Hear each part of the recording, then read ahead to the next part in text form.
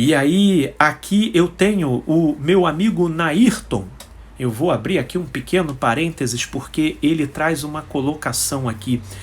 Não tenho mais prazer pelo meu trabalho. Me sinto irritado com tudo relacionado ao trabalho. Aí, Nairton, você está fazendo uma colocação interessante, tá? Onde, dentro dessa descrição que você trouxe, a gente pode bifurcá-la e trazermos dois caminhos possíveis, tá? Para isso que você narrou. Número 1.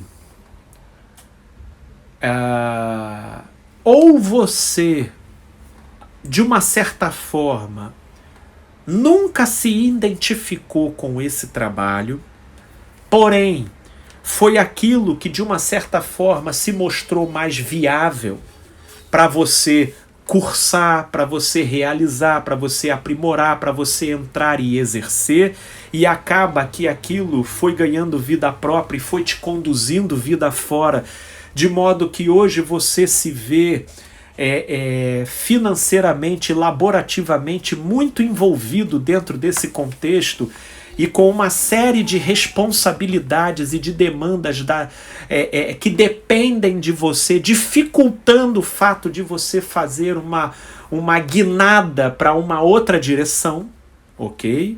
Pode ter esse viés, como pode ter o segundo viés aqui.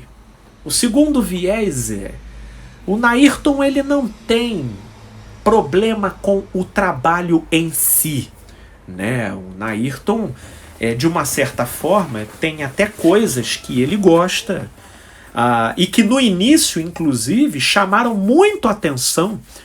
E lá no início era de fato uma coisa que brilhava e trazia até imaginações muito positivas de modo a você se ver trabalhando com isso. Porém,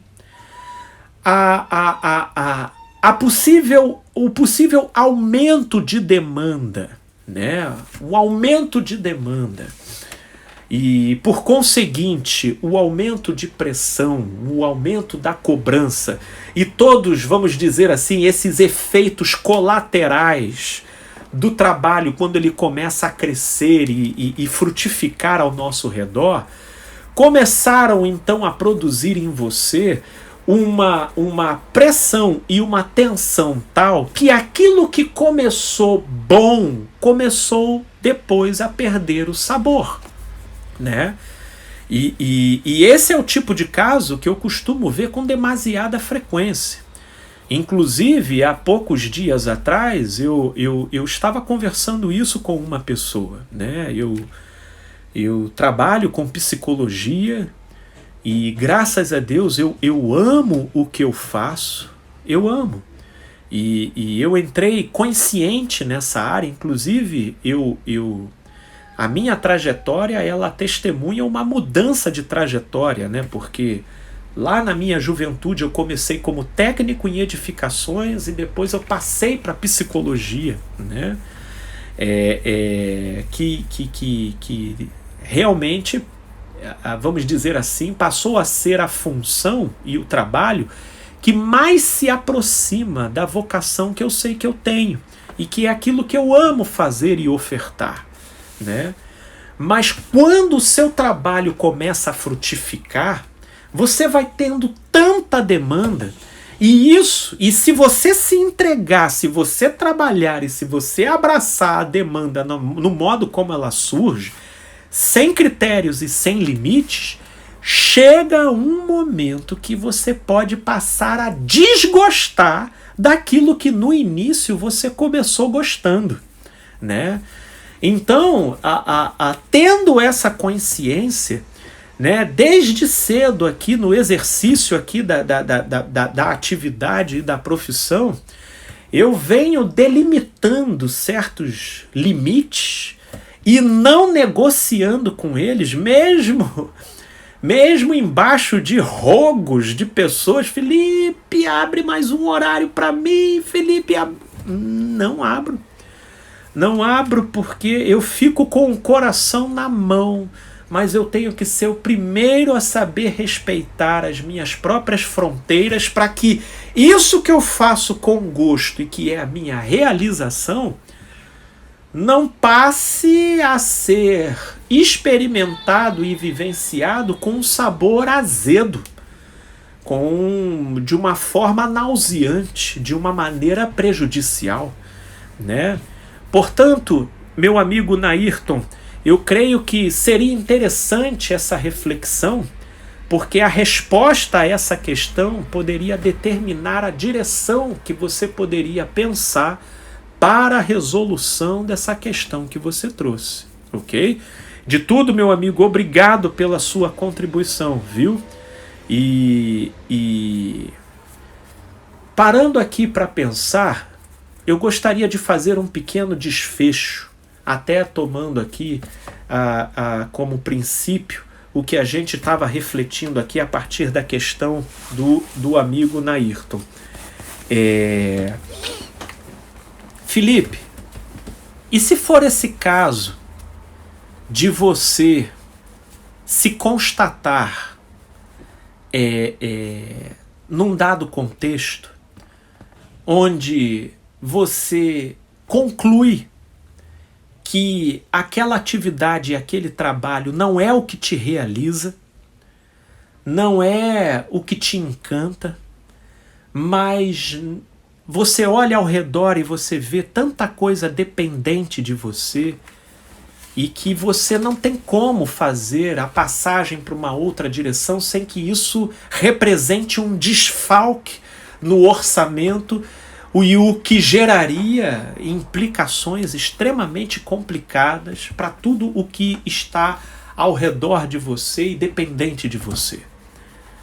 Meus amigos, eu quero fazer aqui uma santa provocação.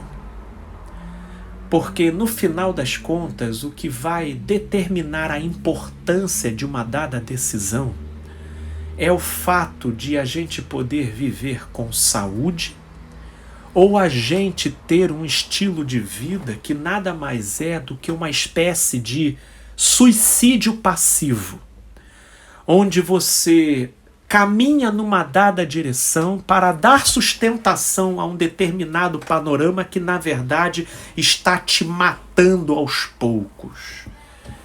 E aí vem aquela pergunta que Jesus fez e que, inclusive, foi até objeto, né, de uma postagem que eu fiz hoje de manhã aqui na minha página no Facebook. Do que vale o homem ganhar o mundo inteiro e perder a sua alma? Do que vale o homem ganhar o mundo inteiro e causar dano a si mesmo? Olha, eu já lidei com situações onde a mudança ela não teria como ser abrupta. Mas não é porque a mudança não pode ser abrupta e que então a mudança seja impossível. O que eu quero então nesse momento aqui é, se tiver que ser, é acender a sua esperança.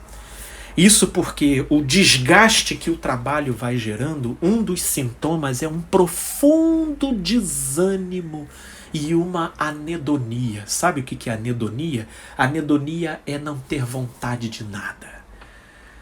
Essa prostração, ela é muito em decorrência do nível de desgaste que é produzido pelo quanto que o sujeito força a barra consigo mesmo numa dada direção que está totalmente na contramão da sua própria saúde e da sua própria alma.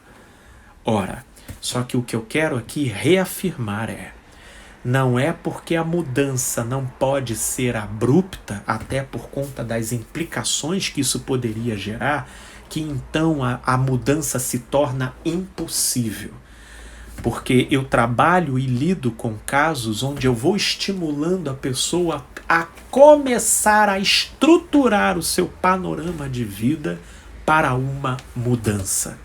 E para isso existem muitos caminhos. A gente só precisa dar o primeiro passo de se permitir começar a pensar nisso de forma direta, objetiva e colocar isso até na forma de uma meta.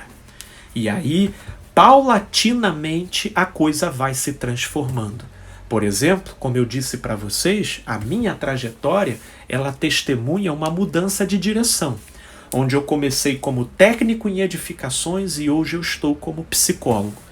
Essa transição, ela não pôde ser abrupta, até porque eu não tinha ninguém para me sustentar, mas foi fazendo trabalhos enquanto freelancer na área técnica que eu consegui pagar a faculdade e consegui sustentar o período inicial da psicologia, que no âmbito da psicologia clínica, os primeiros 5, 6, 7 anos, eles são muito ingratos.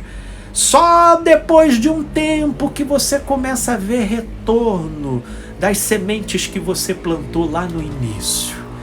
Agora, não é porque a mudança não pode ser abrupta que ela então seja impossível. Eu só quero que você acredite que é possível mudar, ainda que essa mudança seja aos poucos, ok?